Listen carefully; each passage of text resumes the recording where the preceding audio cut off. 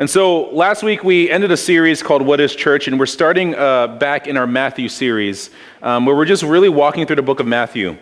And when we read Matthew, we actually have a couple of vantage points that is not readily available to the disciples. For one, we're able to look at this from a third-person view, meaning it's easy for us to look at someone else's experience and really judge, maybe say what I would have done or what we should have done. We have that advantage to look at a third person. The second vantage point we have is that we know things the disciples don't actually know. We're standing years and years away from the gospel event. We know that Jesus has died, and we know that he's resurrected, and we know that it has meant a lot of things for the history of Christianity, right? The disciples don't have that advantage. And so the disciples' vantage point is kind of like being a character in a movie, right? If you ever watch a movie, you're kind of experiencing the story unfold with the character. And the character is observing things that are happening, and they're also experiencing it. And so they're learning to make judgments as the story unfolds. And they're not only observing, they're experiencing things firsthand. And so our job, I think, as people years and years removed from this passage is really to identify with the disciples in the passage and to try to step into the world and learn what they're learning. And I think at the end, understand how to respond with them. And so here, there are two experiences that we're going to see today in this passage. The first one, and there are two themes. The first one is calm and chaos. And the second one is faith and doubt. So calm and chaos, faith and doubt. That's what we're gonna look at in this passage. And so let's get after the first point, calm and chaos. So there are a lot of different questions you could ask about this passage. There's a lot of things happening going on right now. But the question really is, why is Matthew writing this? Why in the world would he put this in his account, and what would he have us take away from this? And so I think a little bit of a Bible study hack that I want to offer to you is this. Look at the repetitions of words, and then look at the conjunctions. Look at the repetitions, look at the conjunctions. And when you hear that, I want you to just consider, look at verses 22 through 27 really quick as you can. And what words do you notice that are repeated? It's the word but. B-U-T. It's the word but. There are a lot of buts here, and there are three of them. It's in verse 24, 26. See, I knew you guys were going to go there. It's in verse 24, 26, and 27. And it's a conjunction. It brings together two different worlds, but they're contrasting them, and that's what's happening in this story. And now that you know that, let's look at verses 22 through 27, and let's look at the contrasts. 22 through 27. Read it with me. It'll be on the screen for you. Challenge you, if you have a Bible, look at your Bible and make notes. It says, immediately he made the disciples get into the boat and go before him to the other side while he dismissed the crowds. And after he had dismissed the crowds, he went up on the mountain by himself to pray.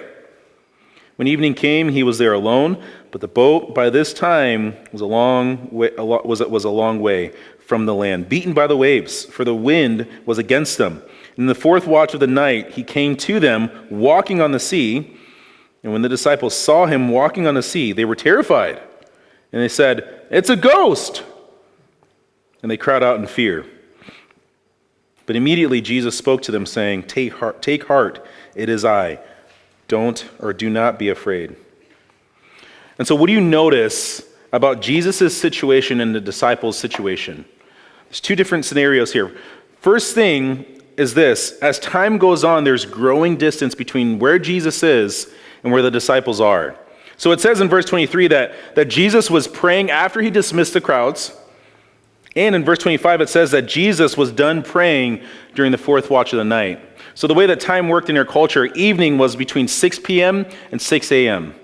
And then the way that the time was split is that there were basically 4 3-hour segments in the day. Catch that? And so Jesus, he's done praying essentially at between 3 a.m. and 6 a.m. And that means that after Jesus is done praying, he's going on a cute little walk on the beach, looking for the sunset. I mean, he's done praying early morning, and he begins to walk as the sun's coming out, so to speak. And so the second contrast is the difference in their environmental scenarios. So for the disciples, they're traveling in some really strong winds that's causing waves to just push against the boat. I mean, it's rocking the boat, no pun intended. And Jesus, he's just chilling in the calm, praying on the hill. And so Matthew, he wants you to notice these contrasts and look at what it's creating, right? Look at the situation it's creating. 3 things to notice. First, notice the fear and the terrors that the disciples feel. So I don't know about you if you've been in this situation, but being on a boat and just even a tiny little storm is pretty scary, right? Because one, you don't see it coming. It sneaks up on you. The second thing is the ground is not level. Even though the boat is kind of flat, the joint is rocking. Like even if just a little bit of wind. And so it's really terrifying, right? And no matter how much you can swim, no matter how much of a strong swimmer you are, there's not 1 ounce of you that says, I really want to swim for my life right now, right? There's not one part of you that says that. So in verse 26, it tells you that the disciples, they're terrified. they're filled with fear. So you're on a boat, just imagine this, you're on a boat in a windstorm, and oh yeah, there's someone walking on water. Right? So you're terrified about the wind, and you just see something walking in the water. I mean, how would you respond if you saw that happening, right? You would respond by freaking out just like the disciples do here. And they say something that seems like the most irrational thing to us, like period. They say it's a ghost. And so the point is not to focus on what they mean by ghosts. A lot of scholars spend a lot of time debating on what do they mean by that's a ghost. Here's the thing. They see someone walking in water, they think it's a ghost. I mean, I think that's clear. And they're freaked out. It's fear in the midst of chaos for them, right? And so in their situation, they're filled with fear. The chaos in their life creates the situation where fear begins to build up. And I think the place that we have to go is just think this. Has there ever been a time in your life where fear builds up? Where it just begins to mount up almost to like the place of like the tip of your throat, so to speak. Filled with fear. But look at what Jesus brings in with him. What Jesus brings with them in the midst of their chaos, in the midst of their fear, is he brings a calming presence. And so this isn't actually the only time that the disciples have been with Jesus in a storm. The last time they were in a place with Jesus in a storm is in chapter 8. I don't know if you remember that, but they're in a storm and they're in a boat, and in chapter 8, Jesus is in the boat with them. And they're still freaking out, right? So, I mean, if you notice anything about the disciples, freaking out is like the first response, right? And it's not just them, it's us. It's us. We freak out just like they do. And I want you to notice 2 more things where I think it's really going to change the way you not only see Jesus, but the way that you see God, the way that you see God's role in your life and how you think about who he is and how he responds to you.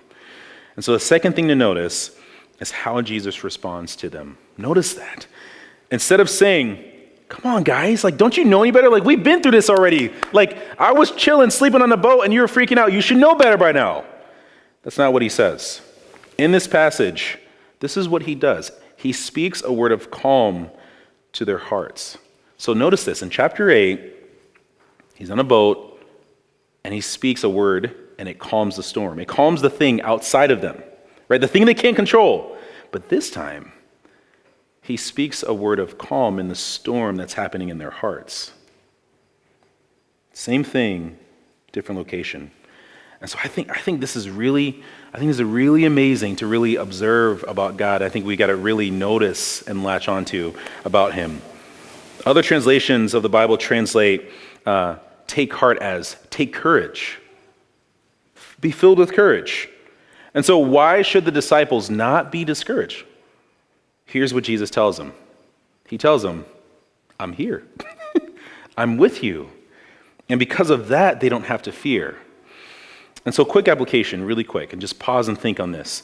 The disciples will be under harder situations than this, believe it or not. Like they will, if you read the book of Acts, they are often running for their lives. Their lives are often in danger. People will make their job of making disciples really uncomfortable. And so the Christians in Matthew's time, post the gospel event, they're probably going to remember something Jesus tells them. And it comes from the Great Commission. And he says this is the last thing that Jesus tells the disciples after he tells them to go make disciples. He says, behold, what? I'm with you How often?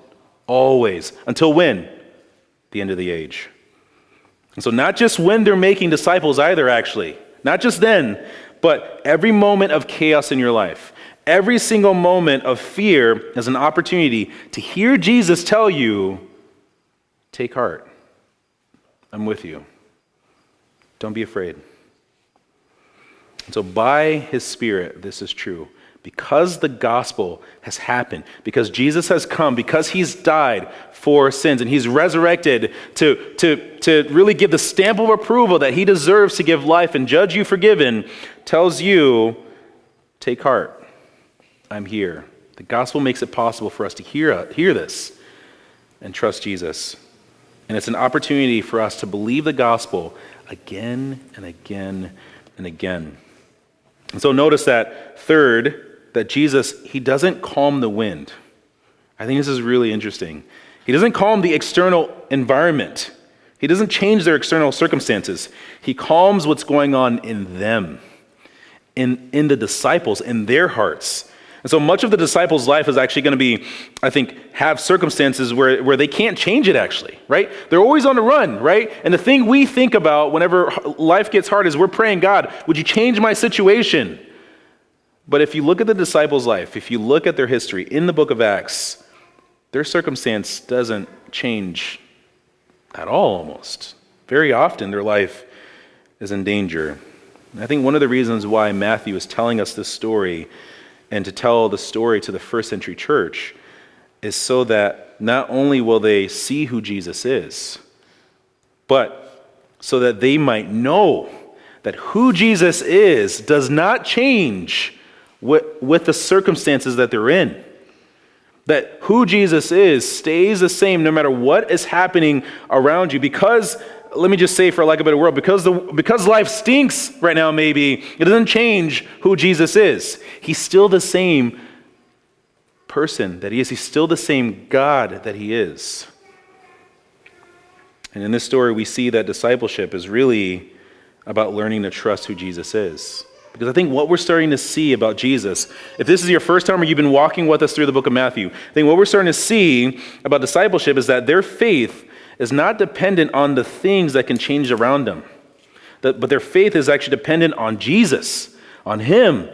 And not just him as a person. Who is he? Who is Jesus, the Son of God? And so their faith is on the steadiness, the solid rock, like we sung earlier, that Jesus is. And so I think this is the part, where the part of us where we doubt really how patient God is. I mean, all the stuff that I'm saying about Jesus right now kind of begins to allude to the patience of God. And I think some of us really doubt that God really is that patient and that he's really that gracious, right? Because I think when we put ourselves in the disciples' shoes, we might think that God says, oh, come on, holy me. When are you going to learn? Like, you should know that I can do this. But that's not how God responds if you look at this passage. That's how we respond. That's how we sometimes maybe treat people when we get fed up, that people aren't learning, that people aren't getting it, right? Because maybe we're wondering, how long do I got to walk with you before you start to get it? How does God respond? And so I don't want you to get this twisted. Jesus does correct the disciples, but this correction actually is meant to really point them in love in a different direction, right? To see things clearly. And when God corrects us through his son, Jesus, when he does it, he encourages us. He encourages us and he calms our hearts and he says, here, as we see here, I'm with you. And so by seeing how God responds to us, I think it'll really transform the way that not only we interact with God, but the way that we interact with each other. That as we seek to walk with each other and follow Jesus, I think when we recognize the way that God treats us, I think it'll overwhelm us and transform us in a very positive way to respond likewise. And so I think often we learn about who Jesus is through the experiences of what he is doing in our life. And I think through these kinds of experiences, we learn to trust him. Right? It's not primarily going to be through reading. I think when we read the scriptures, we start to see the moments where God has interacted with our life and we begin to look back at the experiences of him working in our life, and it begins to lead us to a place of recognizing, oh my gosh, we can trust him. And so the first experience we just looked at is Jesus brings calm in the chaos. He doesn't just have the ability to calm the storm. He also has the ability to rein in your turbulent heart. That's a positive thing. But here's another experience that Matthew brings us into. He brings us into the theme of faith and doubt. And I think this will be really encouraging for us as a church. Let's look at verses 28 through 33. It says, "And Peter answered him, 'Lord, if it is you, command me to come to you on the water.' He said, 'Come.' So Peter got out of the boat and walked on water, and he came to Jesus. But when he saw the wind, he was afraid. And beginning to sink, he cried out, 'Lord, save me!' Jesus immediately reached out his hand and took hold of him, saying to him, 'O you of little faith, why did you doubt?' And when they got into the boat, the wind ceased, and those in the boat worshipped him, saying, 'Truly, you are the Son of God.'" And so it's not really clear what Peter's motivation was fully. And the reason why I say this is because scholars also debate on verse 28, what was Peter doing? What was he thinking? Here's what I think is really clear from Peter. Peter takes Jesus' words, "take heart," very seriously. I mean, if you know Peter's story, he's a very literal guy, right? So you tell him to jump, he's going to be like, how high, right? But take heart, if you look at verse 27, take heart and do not be afraid is grammatically written in the Greek as an imperative. And just because I know you're so interested about grammar, imperatives are used to express a command. And so, really what that means is they use it to communicate that someone is communicating something with weight so that whatever is said, you should do. And so whenever we hear the word command, I think we don't actually hear that from good places, right? So when Jesus is saying, take heart, he's commanding Peter, take courage. He's not a suggestion. And I think we don't hear commands from a good place because I think for us, we don't like to be told to do anything actually. We like to be really in control of our life. But in verse 27, the command to take heart carries weight because it comes from who Jesus is. This is why it has so much weight. Jesus, he doesn't just command the disciples to simply stop being afraid. He is literally telling them, look at who I am. Understand who is telling you, take heart. And so Jesus is saying, guys, don't be discouraged because look who it is who's with you. Look what I'm doing. I'm standing on water. What does that tell you? And so Peter takes Jesus' word seriously and he says, Lord, if it's you, command me to come to you on the water. And so Peter is essentially saying, and I love this, Peter's essentially saying, hey, tell me, just say the word and I'll do it. And it sounds, that's kind of the dialogue we have with God. God, if you tell me what to do, I will just do it. But he's not wrong necessarily, right? Peter, that's he's doing what we do. But this isn't how following Jesus works, and this is why it's wrong. The first reason you know that this is not how it works, because Peter's words is a picture of the law. And so the law of God in the Old Testament tells you what you're to do and what you're not to do. And a person's relationship with God in the Old Testament was dependent on the person's ability to keep the law, right? If you keep the law, you will have blessings, Deuteronomy 28. If you don't keep the law, cursings upon cursings.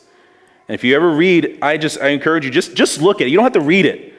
Look at the subtitles. The blessings are like 5 verses. The curses are like 60 verses if you disobey. And whenever we hear the law, we don't do it. And it's because it actually stirs in us a desire in us to push back. Because Galatians 3 says that the purpose of the law was to kind of bind us, not actually free us, but to help us see, to kind of be like a mirror to help us see that, hey, we can't actually do this. And so the intention of the law is actually to reveal sin in us. And this is one of the reasons why Peter's saying, hey, Jesus, just tell me and I'll do it. This is why it doesn't work, because he's not going to be able to do it. Here's a second reason. It doesn't work. The reason why it doesn't work is because the gospel shows us how relationship with God is actually supposed to work. The gospel is specifically engineered for user error. User error meaning in that it's designed for when you fail or when you mess up. So that when the user uses the design, it leaves space for the error. It's engineered to work because it makes relationship with God dependent on the work of the Son. It makes relationship with God dependent on Jesus rather than dependent on you. And so God's people no longer relate to God by obeying the law primarily. Our relationship to the law changes. Now we relate to God by putting our faith in the Son's work and Jesus' obedience for us. And so one thing Jesus is teaching the disciples right here is that discipleship is about trusting him. When we think about following Jesus, we think about what are the things I have to do. But what Jesus is beginning to reveal to the disciples, if we lock into what he's saying, is that relationship with him is about trusting him. Because if you trust him, you'll follow. If you don't trust him, you won't. It's not enough for Jesus to simply say the word, because Jesus doesn't intend for your relationship with him to be dependent on your ability to keep his word. Otherwise, we would be going back to the law. And so he's going to show that to Peter. He's going to show this to the disciples. But I think if we're identifying with the disciples, he's showing this to us as well. And so Jesus tells Peter to come. Here's the example. In verse 29, he tells him to come. Peter, along with the other disciples, are about to learn the way that how we're meant to relate to God. And so here's what I love about God. God is more interested in the process than he is about the end result. Because here's the thing about God. He will get his result.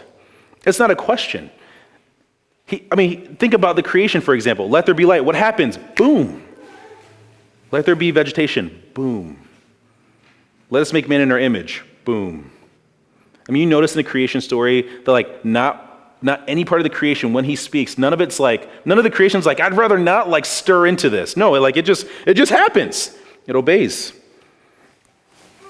And so it's Jesus' work on the cross, what we recognize, that where God is interested in the process, it's not our faith or our trust that saves us, it's Jesus' work on the cross that saves us. It's not our ability, it's Jesus' ability. And this is what Ephesians 2:8 tells us, that faith is a gift. Right? Faith is a gift. It's given to us. It doesn't come from within us. It doesn't spur somewhere hidden in us. No, it's given as a gift. And so faith is a result of being rescued by Jesus. It's one of the reasons why Jesus tells Nicodemus in John 3, if you're going to enter into the kingdom of God, you must be what? Born again. You don't birth yourself. It happens to you. And so this is about teaching the disciples that following is about trusting in his work and not trusting in their faith. And we're going to see that what happens next. And so Jesus actually gives Peter the ability to walk on water. And just Peter gets in the water, he starts walking. And I think that's what we might be prone to focus on, right? We might be prone to focus on the miraculous nature, the faith, and the miraculous things that happens. Or even we might be prone to focus on the fact that Jesus does miraculous things and we want Jesus to do that again. But that's not the point of this passage. Look with me at verses 30 through 33 again. It says this. But when he saw the wind, he was afraid. And beginning to sink, he cried out, "Lord, save me." Listen, Jesus immediately reached out his hand and he took hold of him, saying to him, "Oh, you of little faith, why did you doubt?" And when they got into the boat, the wind ceased, and those in the boat worshipped him, saying, "Truly you are the Son of God." So Peter initially succeeds. Jesus tells him what to do. Jesus is like, "Come, all right, let's do this." He gets in the water, and he just simply looks at the wind. I don't know how you see wind, but he sees it. But he looks at the wind, he takes his eyes off Jesus, looks at the wind and freaks out and begins to sink.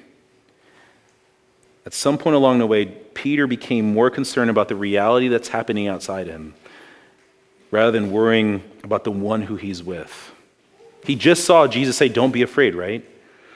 And in verse 30 it says, he sees it, becomes afraid. Verse 31, Jesus tells him he doubts, right? It says he doubts. And so he cries out to Jesus, and look what Jesus does. This is really important for you to see. When Peter fails at having faith, what does Jesus do? He saves him. And look, notice how Jesus saves him.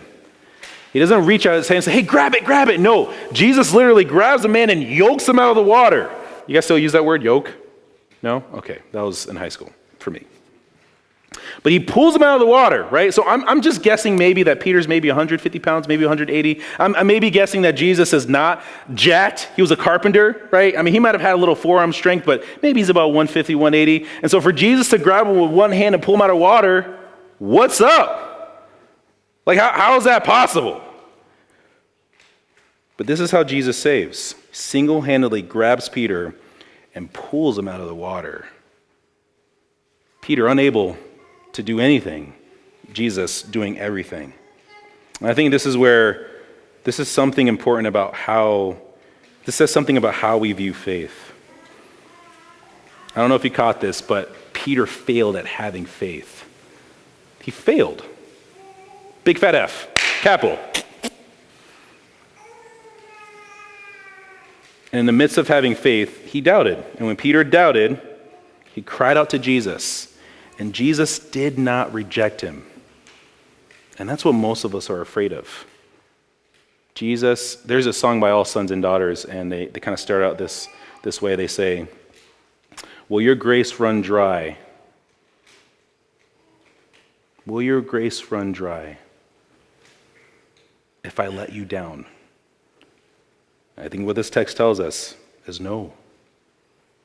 When we fail at having faith,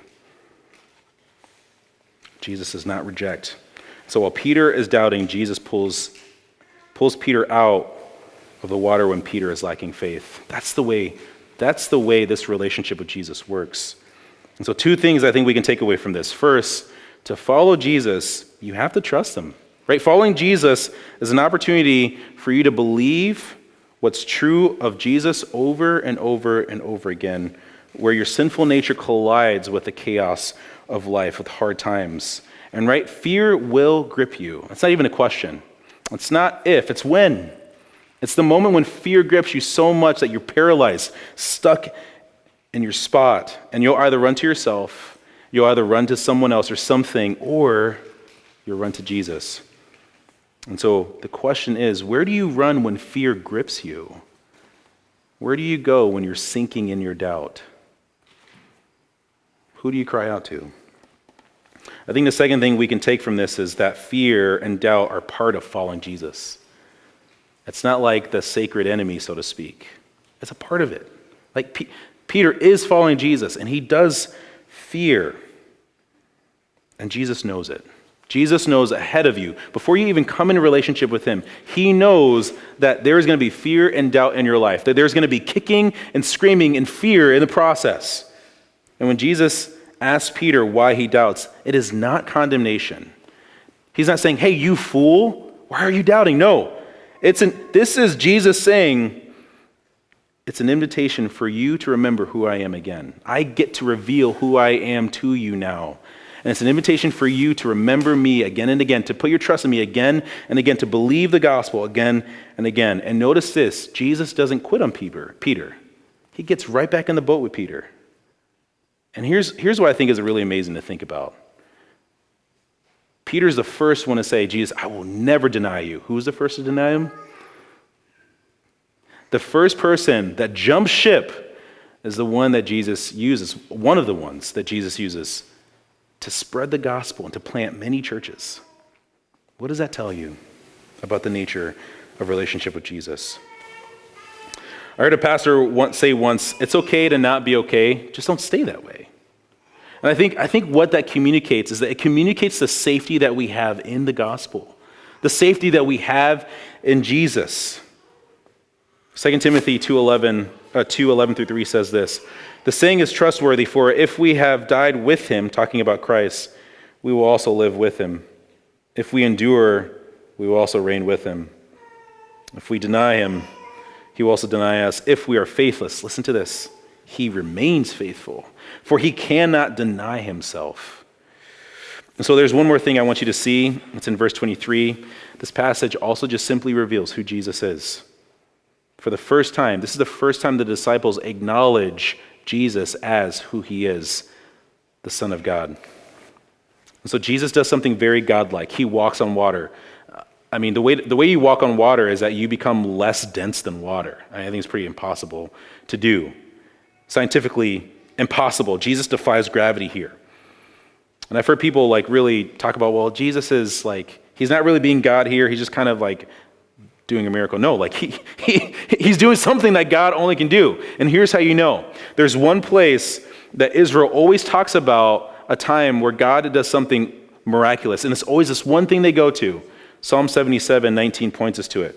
It says, your way was through the sea, your path through the great waters, yet your footprints were unseen.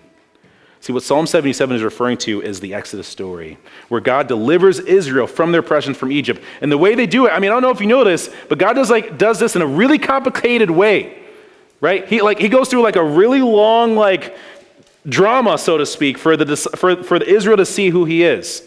He takes the most complicated path through the Red Sea. I mean, if God is God, right, and we think, oh, he could do anything, like why wouldn't he just kind of like somehow like lift them up and just float them across the water? But he wants to show them something. So he makes Moses divide the Red Sea.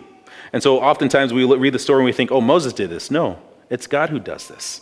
He empowers Moses to do this. And he's the one who's leading the way. It says in Exodus that he's leading Israel in front as a pillar of cloud by day and a pillar by fire by night. But he does it as a pillar of cloud. And this is showing you the nature of salvation, that God makes a path of salvation through the seas of judgment.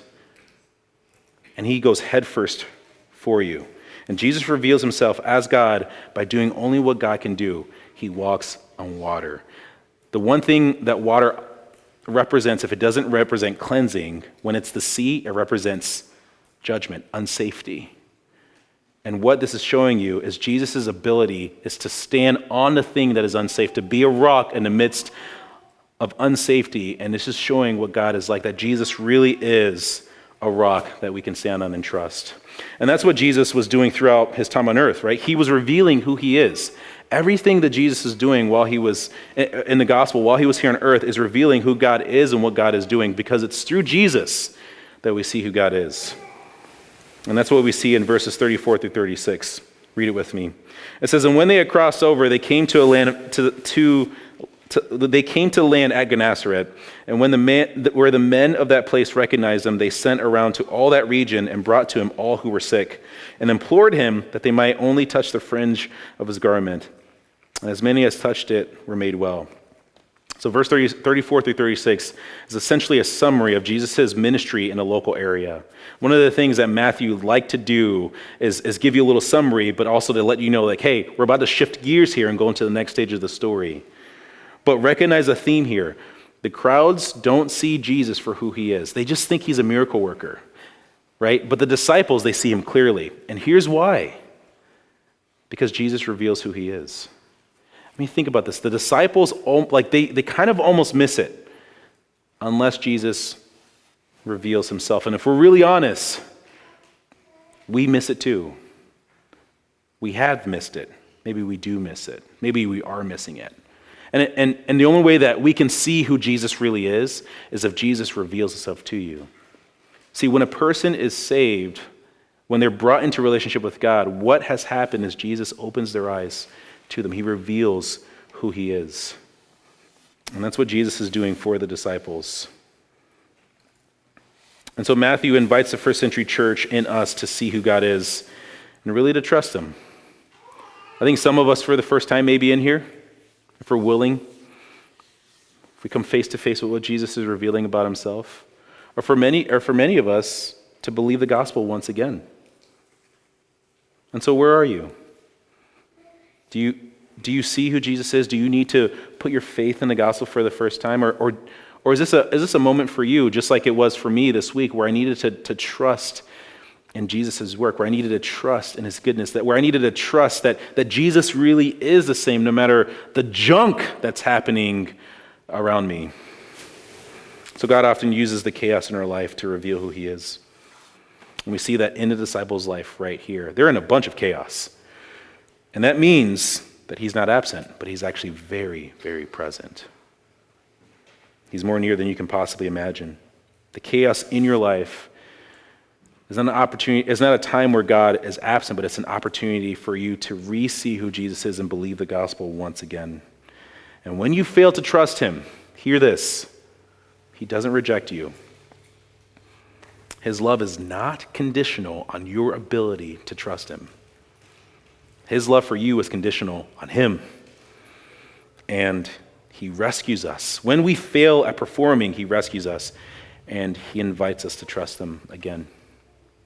A couple of questions I want you guys to ask yourself this week. How does knowing that Jesus is with you encourage you not to fear when life is turbulent? It just seems like it was enough. Jesus was saying it's enough that I'm with you. I don't need to do anything else. Just, I'm with you. Second and last question. How does it encourage you that Jesus rescues you despite your lack of faith? That when he rescued you, when he saved you, it was when you were running away. It was when you were failing to believe. Let's pray.